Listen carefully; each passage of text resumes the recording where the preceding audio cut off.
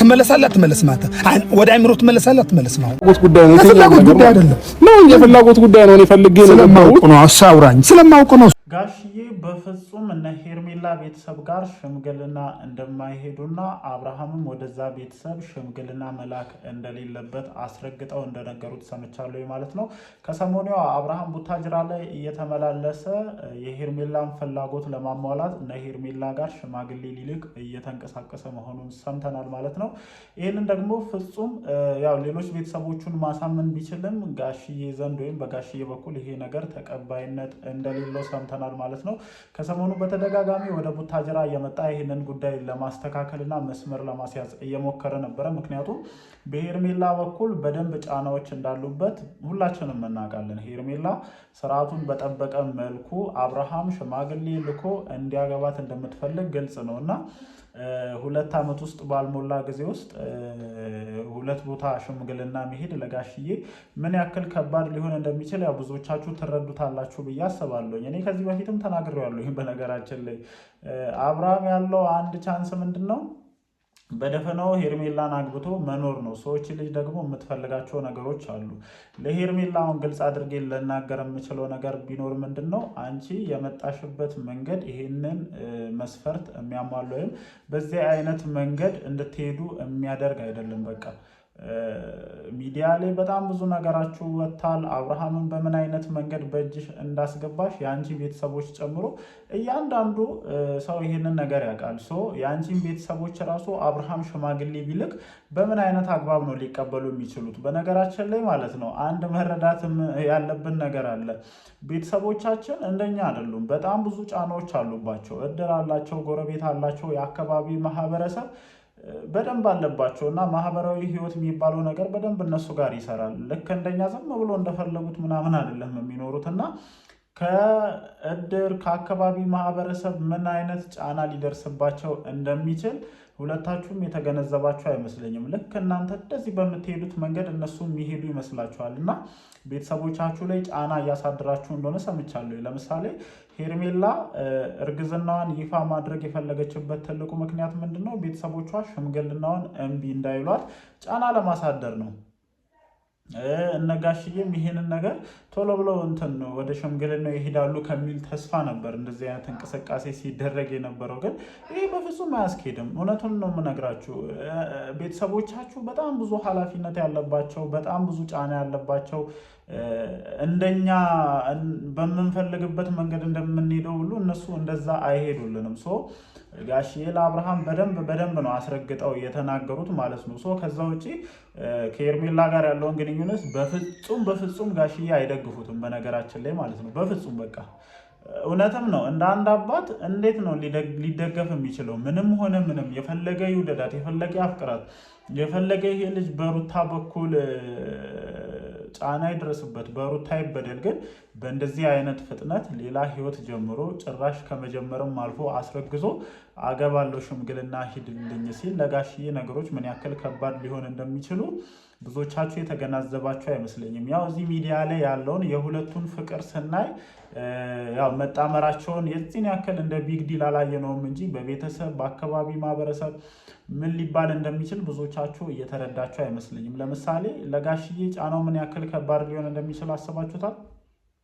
የጋሼ ልጅ እኮ እየተባለ ብዙ ነገር ነው የሚወራው። እንደዚህ ሆኖ በዚህ ገብቶ በዚህ ወጥቶ፣ በዛ ላይ ደግሞ የተደበቀ ነገር የላቸውም። እያንዳንዱ ነገራቸው ሚዲያ ላይ የወጣ ሰዎች ስለሆኑ እጅግ በጣም ጫናው ከባድ እንደሆነና ጋሽዬ ፍጹም ይሄንን ነገር እንደማይቀበሉ ሽምግልና ብሎ በድጋሚ ወደ ቡታጅራ እንዳይመጣ እንዳስጠነቀቁት ጭምር ሰምቻለሁ ማለት ነው።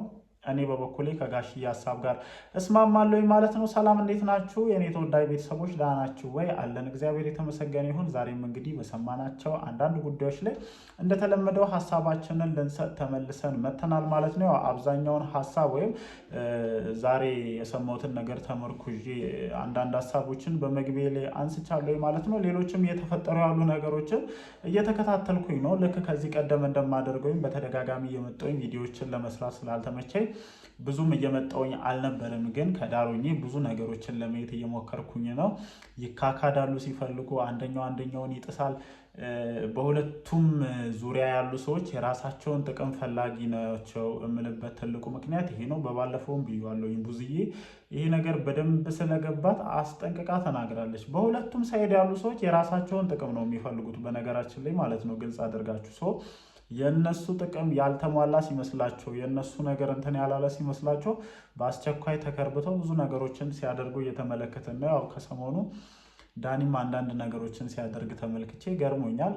ግን ዳኒን አላምነውም በነገራችን ላይ ምንም አድርጎ ይምጣ ምንም ሩታን እስከ ዛሬ ድረስ ጀርባውን ሳይሰጥ አብሯት የቆየ ሰው ስለሆነ የሆነ ድራማ ለመስራት እየሞከራችሁ ወይም አብርሃምና ሄርሜላን በድጋሚ ለማደንዘዝ እየሞከራችሁ እንደሆነ እንጂ የምርም ለሩታ ጀርባ ሰተህ ነው ይሄንን ነገር የምታደርገው የሚለውን ነገር በቀላሉ ልቀበለው አልቻልኩም። እኔ የምሬን ነው የምላችሁ። ዝም ብዬ ሳየው ምንም ሊዋጥልኝ አልቻለም የዳኒ እንደዛ መሆንና በብዙ አይነት መንገድ ነው የሚመጡባችሁ። በብዙ አይነት መንገድ መጥተው የእናንተን ህይወት ማበላሸት ስለሚፈልጉ እንዴት አድርጋችሁ መጠንቀቅ እንደምትችሉ አላቅም። ግን እያንዳንዱ በተለይ ደግሞ እኔ አላቅም እኮ እኔ አብርሃምም ሆነ ሄርሜላ ችግራችሁ ምን እንደሆነ ግራ ነው የሚገባኝ።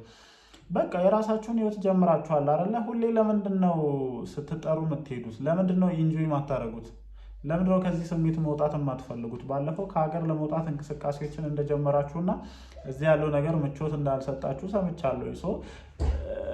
ብዙ ነገሮቻችሁን ሊያስተካከሉላችሁ ከሚችሉ ነገሮች ውስጥ አንደኛው ይሄ እንደሆነ መርሳት የለባችሁም ማለት ነው። ብዙ ነገራችሁን የሚያስተካክለው ይሄ ነው። በነገራችን ላይ ከዚህ ቦታ መራቅ፣ ከነዚህ ሰዎች መራቅ የጀመራችሁትን ህይወት ሞር ጠንካራ ያደርጓል ብዬ አስባለሁ። አለበለዚያ ግን ብዙ ነገሮች ሚስ እንደሚሆንባችሁ በድጋሚ መናገር እፈልጋለሁ ማለት ነው። ከዛ ውጭ ያው በመግቢያ ላይ በስፋት ስላነሳሁት ሀሳብ ስመለስ አብርሽም ሆነ ሄርሜላ ይሄ በሽማግሌ ተልኮ ሰርግ ደግሰን ገለመሌ ምናምን የምትሉትን ነገር ተውና ልክ አብርሃም ከዚህ ቀደም በለመድከው መልኩ ማለት ነው ሽምግልናው ቢቀር ነው የዱባዩን ፕሮሰስ ማንም አይከለክልም። እዛ ሄደ ከኦዲየንሶች ከአድናቂዎች ጋር ማለት ነው ፈታ ብለህ ሄርሜላን ብታገባት እንደኔ ሪኮማንድ እያደረግኩት ነው በነገራችን ላይ ማለት ነው። ይሄ ሀሳብ የተሻለ ነው ብዬ ነው እያቀረብኩ ያሉት። ምክንያቱም ጋሽዬን ሄደ አስቸግር እነ ሄርሜላ ቤት ሽምግልና ሂዱ ማለት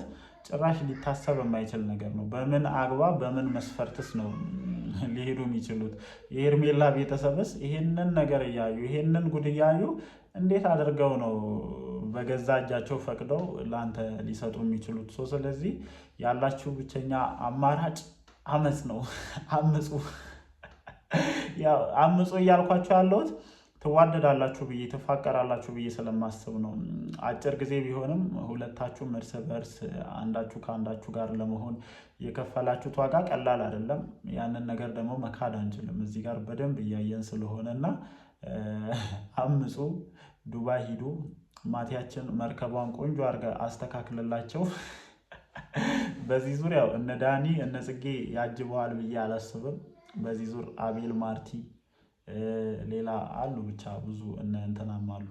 እነሱ በደንብ ቆንጆ አድርገው ያጅበዋል ብዬ አስባለሁ። የትኬት ወጪ ካልተወደደባቸው እንጂ ያላችሁ ቻንስ ይሄ ነው። ሄርሜላም ልጁን ሽማግሌ ላክ ምናምን እያልሽ አታቁሲው። በቃ ሽምግልና የሚላክበት ራሱን የቻለ መስፈርት አለው። ይህ ደግሞ አሁን እናንተ ያላችሁበት ኬስ ሽምግልና ያስኬዳል ብዬ እንደኔ አላስብምና ልጁን ከዚህ በላይ ባታደክሚውና ቤተሰቡንም ሌላ አይነት ነገር ውስጥ ባትከቱ እንደኔ የተሻለ ነው ብዬ አስባለሁ ማለት ነው። ለማንኛውም እንግዲህ አብርሃም ቡታጅራ በተደጋጋሚ ቢመላለስም በጋሽዬ በኩል በእንደዚህ አይነት ጉዳይ ድጋሚ መጥቶ እንዳያወራው አስጠንቅቀው እንደሸኙት ከቅርብ ሰዎቻቸው ሰምቻለሁ ማለት ነው። ለማንኛውም ጋይስ የዛሬው ቪዲዮአችን ይሄንን ይመስላል። ምሽት ደግሞ ምን አይነት ነገሮች ይኖሩ ይሁን እንደተለመደው መተን ሀሳባችንን እንሰጣለን። እወዳችኋለሁ። ይመቻችሁ።